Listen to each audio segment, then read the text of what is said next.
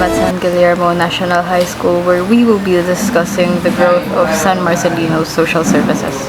Na zero fire incident po tayo dito sa ating municipality ng San Marcelino. And variance is negative 100% dahil zero incident po tayo. No? Wala po si regroup para maturuan po namin sila, no? Sa pag-respond kapag meron po may mga incidents sa kanilang barangay, no?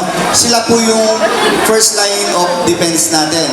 Sila po yung magiging first responder doon sa barangay nila. I am Jose Rizal from Hill Correspondent, News Beyond the Limit.